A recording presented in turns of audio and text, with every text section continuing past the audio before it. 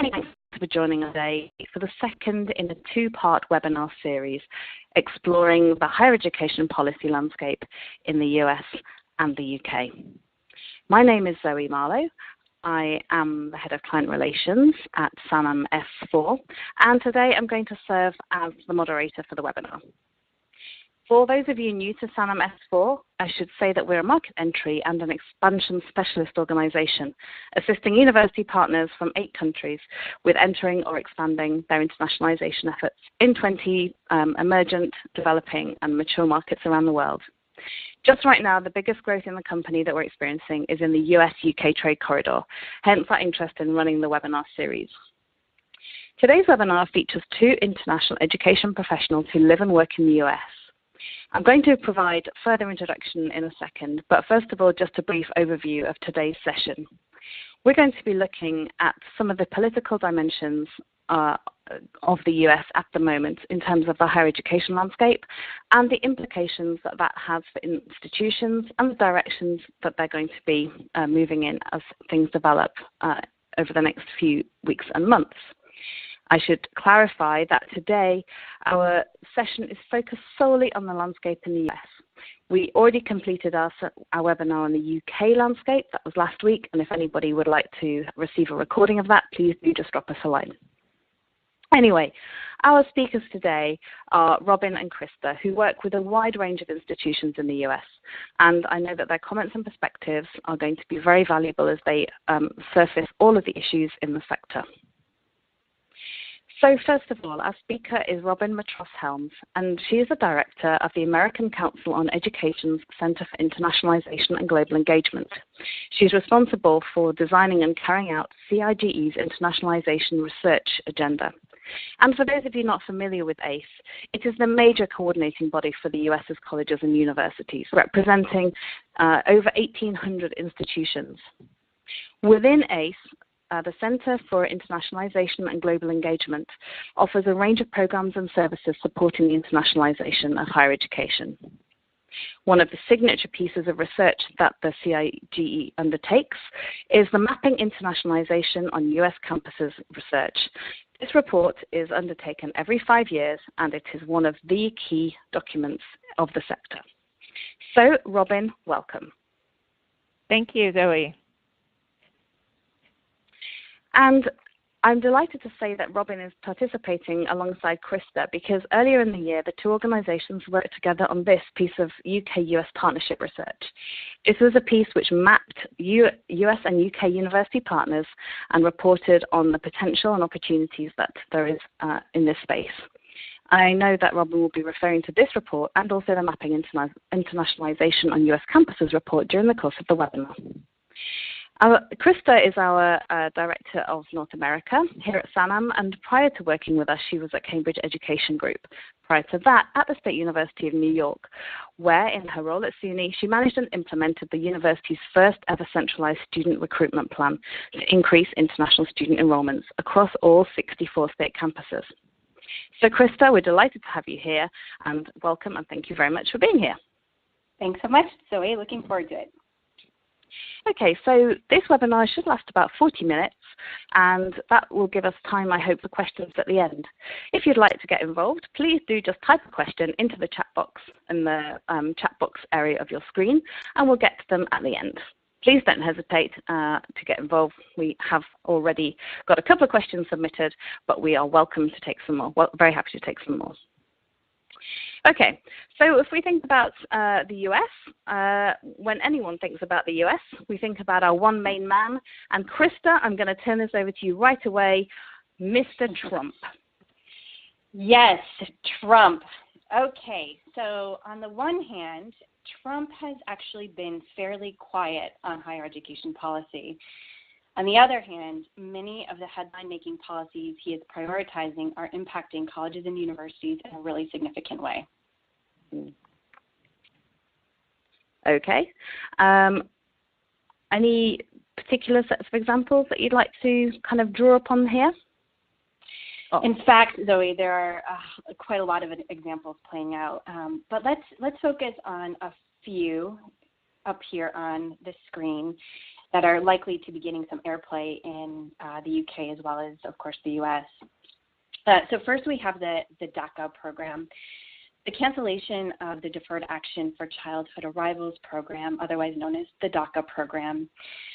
Just as a little bit of context and background, this program was created by President Obama in 2012 to defer deportation action for certain undocumented young people who came to the U.S. as children. In 2014, the census data estimated 241,000 DACA-eligible students enrolled in higher education. Colleges and universities have absolutely embraced these students. So are there a number of questions from both the student side, of course, as well as the institutional perspective around whether these students will be able to continue their education? If so, how do they pay for their education? And importantly, the gap that this would leave in institutions across the country. Immigration has, in fact, been a hardline issue for President Trump. What we're seeing and experiencing is exactly what Trump promised in his campaign, a tightening of American borders. The travel ban and extreme vetting are examples of these hardline policies.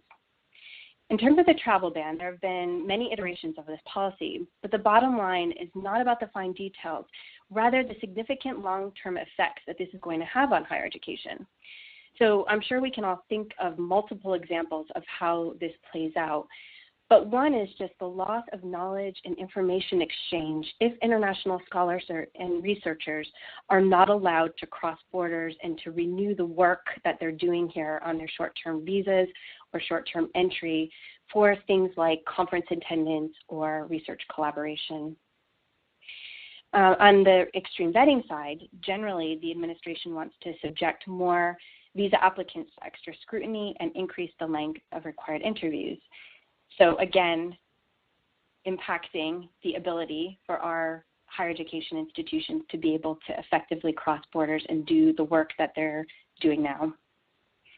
And one of the more recent debacles, reforms, is the tax bill. If passed, the tax bill would eliminate a deduction on interest paid on student loans, making it harder to pay off loans. And this is a highly politicized issue because of the student debt debate, which is seriously playing out here in the moment in terms of the higher education landscape. Furthermore, the proposed tax plan cuts a wide array of other higher education benefits. The plan includes reduction in the tax credits for tuition that helps students and their families offset college costs. It would move to treat employer-provided tuition payments as taxable income, and it proposes taxing endowment income on prestigious private universities. So you can imagine that this last one is particularly sensitive, but generally there has been a strong backlash in general from colleges and universities on the bill, as it would have deeply negative consequences for access to higher education. Yeah, interesting. And some of those themes sound quite familiar, actually, from a UK perspective, where, as you remember from last week, the immigration policy and approach from our government has a huge impact on our higher education system here. And the fees and funding debate is as alive here in the UK as it is in the US. So there are definitely some cross-Atlantic similarities that we can identify there. Thank you. Robin, it's been a year since Trump was elected. I mean, you're the premier organization representing presidents from across the US in all sorts of different institutions. As a very sort of introductory overview, what's the last year been like for you, and what are you sort of seeing in the sector? Well, Zoe, it's been quite a year, certainly. I think we can call it the new reality for higher education in the U.S., and particularly when it comes to internationalization and global engagement of our institutions. So just kind of a recap in this timeline. So November of 2016, President Trump was elected. He was inaugurated in January of 2017, and very quickly after that, we started to see these policies that Krista was just talking about. So I think within 1 week of his inauguration, we saw the first of the travel ban iterations, and we began to hear discussions about the budget and where there might be cuts going forward. And then we entered this period from February through August and really continuing still now with a lot of back and forth on these policies. So the travel ban, first iteration, and then that stayed in the courts, and then the second iteration comes. Continued budget concerns. We start to see the impact of some of these policies on international student numbers and applications. And that brings us to where we are now about a year later. So as I think about the last year, and I was preparing a presentation earlier in the spring thinking about this timeline and how has this played out for me in terms of my mentality working on these issues of internationalization and global engagement, and how is it playing out on campuses as well as they think about these sorts of activities. And so I used the drawing tool on my computer and kind of came up with this curve that mirrors that outline. So in 2016, we were on an upswing. The Mapping Internationalization on U.S. Campuses study that Zoe mentioned at the beginning, we saw pretty positive developments, a lot of optimism about internationalization and global engagement going forward. We come to November and we have a drop-off after the election, after all of the campaign rhetoric around these policies.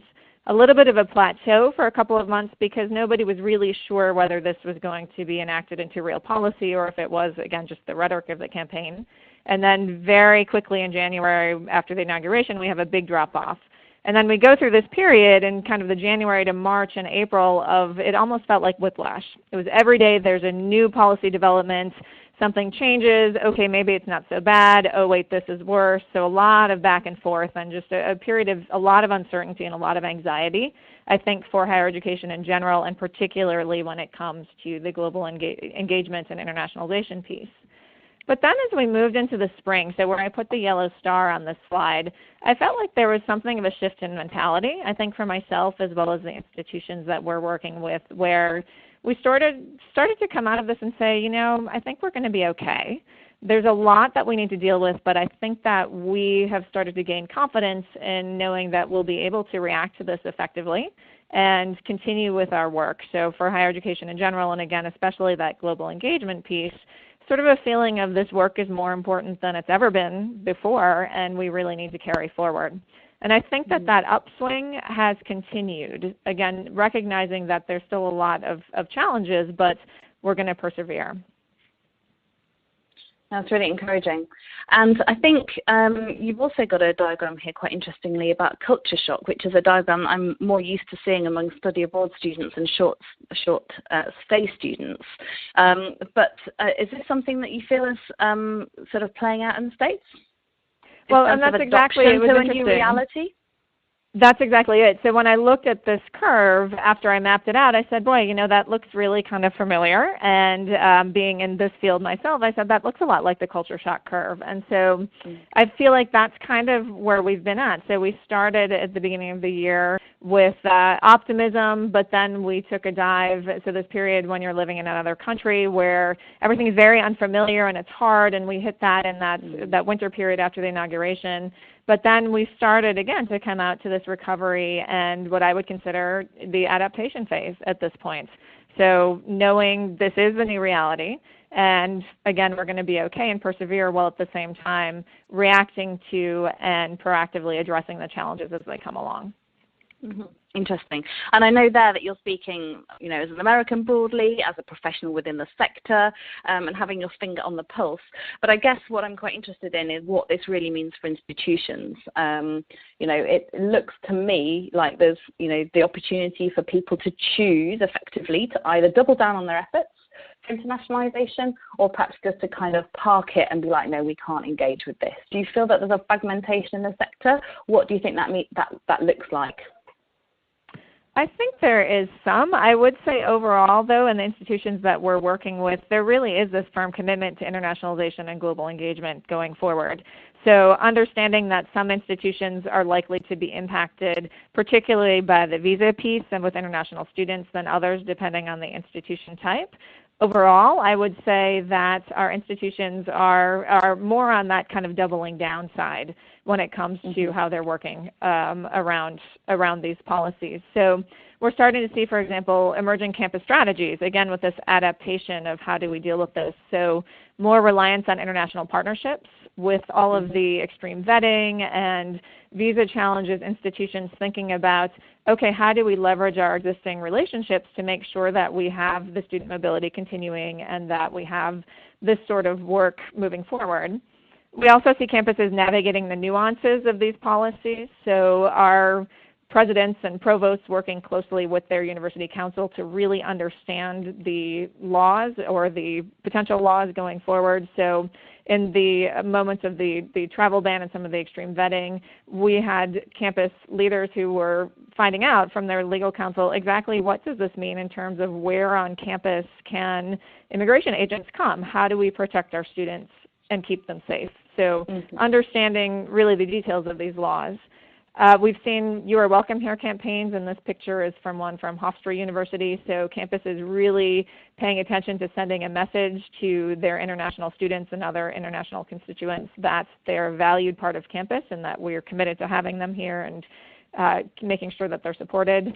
And then this idea of the attention to external messaging, and this came up on last week's webinar for the UK as well, thinking about how are we talking to our communities, both about the value of higher education in general, but also the importance of global engagement by our institutions, and really kind of making the case for this type of work going forward. And as you say, the external messaging, and particularly around the sense of still being welcome, is something that we in the UK here strongly recognise with a much loved and very successful We Are International campaign, which was born here at University of Sheffield, but has been since widely adopted and developed, and that's been, you know, a real kind of underpinning of the sector and has kind of been a focus of energy and attention. So yeah, we really do recognise some of what you're saying there. Okay, Krista, I was going to actually just come back to you really, just to sort of get a sense of, the opportunity for institutions to make the best of the situation that Robin has just summarised for us. It doesn't feel like there's a lot of regulation in the higher ed sector in the US, which is quite distinctly different from the UK. Yeah, so let me give some context to that. Basically, what sets the U.S. apart from many countries around the world is a lack of a Ministry of Education or other agency that holds overall responsibility for higher education nationwide. So the federal government supports and directs two types of activities within higher education. First, assuring access to post-secondary education, and that really comes in the form of the student loan program, as well as sustaining basic and applied research, and that's the national research agenda. In terms of the funding side, the federal government does not provide the states with the funds to operate the colleges and universities. Instead, the federal government, through the loan program, gives students the money to pay for the services that public and private colleges provide. So the state charges user fees in the form of tuition. The federal government pays a portion of those fees. And this kind of arrangement puts actually more distance between the federal government and the states. So aside from requiring that post-secondary institutions be accredited by federally approved agencies and that they meet a threshold for the student loan default rates, the government actually really doesn't have all that much to do and allows the states to structure, authorize, fund, and even operate as they see fit. So it's an interesting, I think, dynamic, which is not always well understood outside of the U.S. And this is really important when it comes to internationalization, because while we observe around the world, many countries have internationalization plans and priorities originating with a Ministry of Education or a ministry related to the Education Ministry. In the United States, federal policies and programs that promote student and faculty mobility, research collaboration, and other cross-border activities are actually administered by a number of federal agencies. And so it's very decentralized, and it can be challenging even within the U.S., to keep track of which department is responsible for what. Many folks know about and are familiar with the Department of State work, and they do a lot, especially when it comes to the Education USA Network, which is a network of overseas offices providing impartial advice to international students looking to study in the U.S. And that works very separate to the Department of Commerce, which also has a range of programs to help attract international students. And the Department of Commerce has taken a much more active role in helping universities, especially when it comes to programs like exploring the use of education agents, for example. So all of that is to say that given the landscape, institutions have really had to drive the international agenda themselves. And what's interesting to watch now in the wake of the increasing competition that we're experiencing from so many countries around the world is a push from institutions, and certainly this is being driven and led by a number of organizations and lobbying bodies to develop and to pull together in terms of a more centralized, supportive government internationalization plan. And this is happening to some extent at the state level, where we're seeing some consortium bodies bubble up, but it's still, at the very early stages in terms of any kind of centralized plan. Interesting. Yeah, I think here in the UK, our education policy has devolved, as you know, and so Scotland has a different approach to Wales, and England and Northern Ireland, again, is different. But certainly, we need to just take on board the role of state versus federal. I think that's really important. And I'd imagine this is something, Robin, that comes up in the Internationalizing US Higher Education report as well. Exactly. So we did this study a couple of years ago where, as Krista said, it can be hard in the U.S. even to figure out what are the nuances of all these policies coming from all these different agencies. So we did a study where we tracked down all that information and put it into one place, and then also had some commentary and analysis around this question of whether it would make sense to have a unified national policy for internationalization. So this report, if you're interested, is available here just on our website to download. And in one word, would it be a good idea to have a centralized policy for internationalization? It's interesting. We actually recommended no, that wouldn't make sense, despite the fact that previous ACE iterations of a similar report had said, yes, we should have that. But the main reason for that is that, as Krista was saying, higher education in the U.S. is so decentralized and so huge that to come up with one unified policy that would be both broad enough to encapsulate all of that diversity, as well as the diversity of types of internationalization and engagement activities, but also be specific enough to be meaningful, would not make sense. So we actually recommend a number of other actions that might help facilitate a more coordinated approach without an actual national policy. Counterintuitive. So it's a quick plug for ACE's resource there. If anybody wants to go and have a look at Robin's conclusions in more detail, please do feel free to go and download that. The other, there have been a couple of other publications pertinent to this topic, which have been produced this week or put out in the public domain this week. And one of them, Krista, is something that was very resonant. We talked a lot about economic impact of international students last week in the UK. UUK have done a lot of work in this area, and we talked about how important it was for all parts of the UK, not just London and the big metropolitan population centres. And just this week, we see that NASA have come out with something that talks about international student financial contribution to the US, which is very timely. Can you talk through that with us? Yes, absolutely. So this is a report that's so useful and so interesting. I mean, the numbers really do speak for themselves.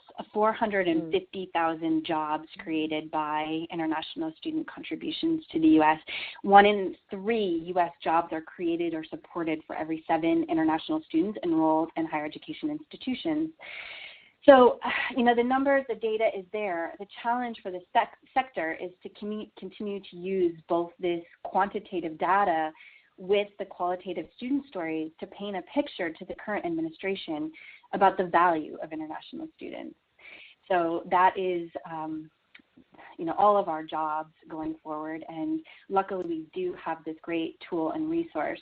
the granularity of the data is really remarkable. It's broken down not only by state, but by congressional districts within the states. So this provides some really weighty ammunition for schools in their lobbying efforts towards local Congress people. So I think that these tools will continue to help push the agenda and for grassroots campaigns to continue around this really important topic. Fantastic, thank you. And then the second report that just came out, in case our audience missed that, was this year's Open Doors data, which was published with some interesting conclusions. Can you talk us through that? Yeah, so despite or maybe in spite of the rhetoric of the Trump administration through policies like the travel ban, U.S. institutions are generally very supportive, very open, and in fact very hungry for international students. I'm generalizing here with that statement, and there are some schools who have not necessarily prioritized international student recruitment. But the trends have certainly shown an increase in international students coming to the U.S. And I think that points to the growing commitment and sophistication of institutions in building out robust and diverse strategies. So the IIE data is a year behind. So the data that was just released this year shows the trend through 2016. And while those trends are showing growth, the data that we're probably all more interested in or perhaps more concerned about is the data for fall 2017. And anecdotally, and actually through a number of research papers and reports that have started to look at this, a number of institutions have been reporting to declines or at least flattening of growth from fall 17 onward. So we're all watching this space very carefully. There's been some, positive takeaways from this year's report, but I think we're all still waiting to see how this plays out over this year and certainly going ahead in the future. Yeah. You're right. I mean, it's the numbers from last fall that we're all wanting to know about. And I guess the great thing about IIE data is that it just gives you that overview, but the picture is not, completely rosy. And while some institutions are taking on internationalization, really enthusiastically, there are other institutions which are small and are really just struggling to survive. And it seems that hardly a month goes past when I don't read of some kind of closure within a small US school, which has, lost its way or got into financial difficulties. So it's, it's not a wholly rosy picture, is it? And I guess the size of, the number of institutions in the US would point to that anyway. But Robin, I was going to ask you about internationalization and how it's funded, actually, because I think there's some interesting points to be made around this area. Yeah, absolutely. So as Krista pointed out, internationalization is very much an institution-driven endeavor in the U.S., and institutions, when they're making a commitment to this, we find, again, this is from our mapping data, putting their money where their mouth is. So in 2016, we found that more than 70% of institutions reported that internal funding for internationalization had increased in recent years. But we also know outside of those internal funding sources that there is a diverse array of other sources of money to support internationalization. So, and that reliance on those other sources is increasing. So if we look at the chart here, the 2016 bar is longer than all the others, indicating that there are increases in a number of these different types of funding sources.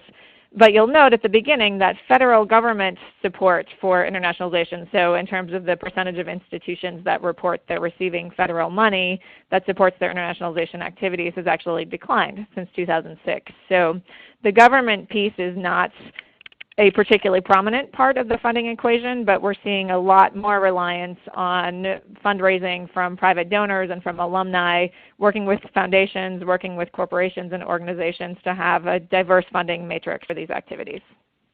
Yes, look at the growth in alumni funding and private donors there. Wow, it's really striking, and a real difference to what we have in the UK, I think it's fair to say. Once institutions have this funding, Robin, what are they spending it on? Where are their priorities lying? This again comes from our mapping data. So the priority activities for internationalization stated by institutions, the first two are all about student mobility, so increasing study abroad for U.S. students and then recruiting international students, and those were within a couple percentage points of each other, so very much at the top. Then partnerships with institutions abroad, and then it's at number 4 and 5 that we come to what's often referred to as internationalization at home, so looking at the curriculum and faculty development. And I would say also that the other data that we have around these activities indicates increased funding and support and resources to these, especially in the student recruiting area. Interesting. And Krista, when I think of all of that sort of holistic internationalization work that Robin just alluded to there, none of it could really take place without the backdrop of this deep, affectionate, special relationship between our two countries. How do you feel about that? Yeah, so, well, we could probably pontificate on that one all day, Zoe, from a macro political level. Let's go to the pub.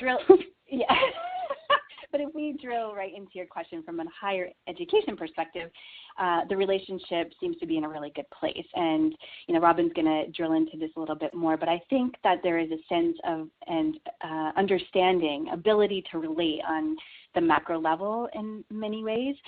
So it's really more of a sense of uniting at the moment than dividing. That being said, there are challenges in the international landscape that are making it more challenging for institutions to operate effectively. These are general, but they do impact the relationship and the ability of institutions to be able to streamline the work with the UK. And in fact, some of them are probably even more magnified because of certain assumptions or long-standing relationships that have been in place. And the one that jumps immediately to mind for me is the Fulbright program. That's been a really important vehicle for exchange and collaboration among the UK and the US. So given that Fulbright funding is in jeopardy at the moment, or at least, major cuts are being suggested, the impact of that on the relationship, it's hard to guess what that will be, but no doubt that will have an impact. Another one to watch that we put on here is the student loan reforms. So I really don't think that it's likely that the proposed student loan reform would change the ability of students to be able to take their loans abroad, but it may be that the responsibility of the receiving institutions may change. So again, processes or streamlined procedures, assumptions, and plans and programs that have been in place in the past may continue to be impacted, and we just need to watch this space. Okay, interesting. And Robin, as Krista said, just a bit more of a deep dive into what that means for institutions in what they're doing next in terms of partnership activity. Yeah, absolutely. So as Krista had mentioned, this special relationship has resulted in a lot of existing opportunities or activities between U.S. and UK institutions. So Zoe had mentioned the report that we did together last spring, and so from that we cataloged 762 existing exchange programs between the U.S. and the UK involving 70 UK institutions and 390 institutions. And that's not even necessarily exhaustive. So lots of activity, particularly in that student exchange realm. We also cataloged a lot of joint and dual degree programs, faculty exchanges, research collaborations, and then instances where institutions had set up an office or a study center in the other country. So again, lots of different types of collaborations and arrangements going on already. And from our mapping data, we know that in terms of existing partnership activity, the UK is actually the number 3 country for institutions to be working with at this point. So a solid base to build from, definitely. As we look forward, though, there are definitely, as Krista mentioned, some challenges. So one of the things we found in the study and reflected in our mapping data as well is that in the U.S., there's relatively little emphasis on research and international reputation as goals for internationalization and for their partnerships. And in the conversations we had with UK institution representatives, that seemed to be much more prominent as a rationale and goal for those types of activities. We also see going forward, so the opposite side of the mapping chart here, the countries that U.S. institutions are targeting for expanded partnership activity are focused more on Asia and Latin America. So while we see UK figuring prominently in terms of existing activity, it's not necessarily on the radar as a target for expansion going forward. And then we also found in the study some interesting unexpected differences between the two countries that impact collaborations potentially. So differences in the education systems and structures, and actually culture and linguistic differences, which again would be unexpected. But one of the folks that we talked to from a U.S. institution had said the impact of differences is often magnified when they're unexpected.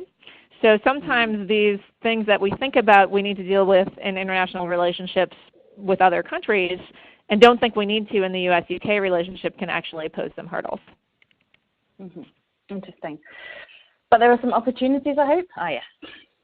Absolutely. So we found, again, in our report as we talked with institutions that there's definitely an opportunity to focus on expanding the breadth and depth of existing relationships. So we have over 700 existing exchange programs to build from, potentially expanding those into research collaborations or into other types of programs for faculty mobility that can really build on those existing relationships.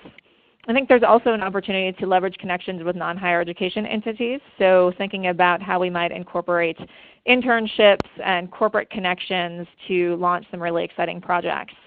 Multilateral initiatives as well, so if we look at that list of target countries for U.S. institutions and think about where UK institutions want to be working in other parts of the world as well, creating relationships that are involving multiple countries, multiple institutions, and multiple types of activities, I think is another big opportunity. And then finally, innovative models for student engagement. So building again on those exchange programs, thinking about how do we incorporate experiential learning, potentially non-degree certificates, which are less onerous in many cases than a joint or dual degree program, and leveraging opportunities potentially for virtual exchange as well that can build on the student mobility pieces and engage more students and faculty. Mm-hmm. Okay, lovely. Thank you, Robin. And I guess we've looked in quite a bit of detail there at the partnership opportunities. But Krista, I know that you wanted to just talk through a couple of recruitment-based opportunities. Yes, so on the recruitment side, according to the UK Higher Education Statistics Agency, in 2014 and 15, there were over 17,000 American degree-seeking students studying at UK universities. The US is among the top source countries for UK international enrollment and will likely continue to grow. So I thought it'd just be interesting to dig into this a little bit more and talk about the potential opportunity here. Like all students looking to study outside their home country, American students have a range of drivers in terms of their decision-making process. But the difference is when compared to students coming from other key source markets, say, for example, India or China, the differences or the reasons, the rationale is slightly different. You know, certainly students don't need to go away when they're thinking about their education, and we have 4,000 plus institutions here that they can choose from in their backyard. So the drivers really come down to both kind of practical considerations as well as philosophical considerations. On the practical side, the UK makes a lot of sense in many ways, especially in terms of the length of time to degree. And the other practical consideration is, of course, cost. So with the weakened pound, the financial calculation is very favorable. And then there's the more general, how is this going to impact me? How is this going to impact my career, my experiences, my academic journey, decision-making part of the process. And while a significant piece of this is likely not including politics, I do think that students are considering their choices based on what's happening right now in terms of America closing its borders and thinking to themselves, I need to open my own mind, my own perspectives, my own views. Given Sanam S4's role of supporting UK partner institutions here in the US, I've actually had the opportunity to observe this a little bit firsthand. I don't do a whole lot of student fairs, but I do some. And I was at a fair this fall, and I was talking with some students, and I'd say to them, so have you considered studying in the UK? And many had. But for those who were just stopping by to explore the option for the first time, the reaction at this particular fair and this season was very different, and it was, wow, yeah, okay, now that would be really useful right now. So that reaction, that would be really useful right now, I think that really speaks for itself. Really interesting, and we will see what the spring fairs pattern brings and fall fairs next year. But that's a really interesting way to wrap up the session, Krista and Robin. Thank you very much. A couple of questions, if you guys are still able to just give us a few more of your minutes. And comparing, as we are on this series, the UK and the US landscape. We talked last week about the key actors in the space and how they're not necessarily all within the education space, but Betsy DeVos is a name that we haven't heard on this webinar, and I'm wondering why that is. Well, I'll go ahead and start with that one, and then Robin can add in. Well, Betsy DeVos, so she's important on the one hand and yet not so important on the other hand. Yes, of course, she's the Secretary of Education. She sets policy, but her focus on her education has been fairly contained. And frankly, Zoe, to date, her main policy work has been undoing the policies put in place by the Obama administration. So she has deregulated the for-profit college industry that was targeted by Obama for its abuses and lack of accountability. So she's deregulated that. She's revised the rule for defrauded students to gain loan forgiveness. And most notably, she's rescinded the Obama-era guidance on Title IX as it pertains to sexual assault cases on campus. So, that's basically what she's been up to. The other main agenda items are all on the secondary education side, which is where her background comes from. And her idea of school choice has made headlines. But in terms of higher education, it's been a bit quiet. She's been a bit quiet, which is why she didn't make a headline on our presentation today. Yeah, really. I mean, it just seems to be that she's not making a huge impact. We're not really hearing much about her from this side of the water. Robin, anything to add on Betsy DeVos and her role as Secretary of Education?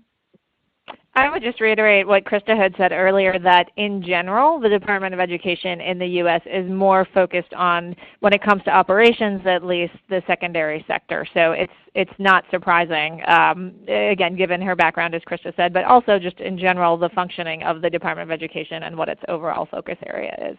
Mm-hmm. Mm-hmm. Okay, thank you. The next one is a topic close to the hearts of many of us in the UK sector, which is the use of agents. We are aware here that agents are a source of great interest and debate in the US, and we've got a question about how that is playing out at the moment. It's true, it's gone a bit quiet from what we can discern here. Krista, would you like to take that one? Or Robin? Robin. I thought I would jump in just to say that our mapping study, we saw a substantial increase in the use of agents between 2011 and 2016. So it's definitely something that's gaining steam. We've also seen a lot more guidance from different organizations about effective and ethical use of agents. And so more conversation about it. I would say in general, comfort levels are increasing, but it can be a prickly issue and still conversation going on. Mm-hmm. Okay.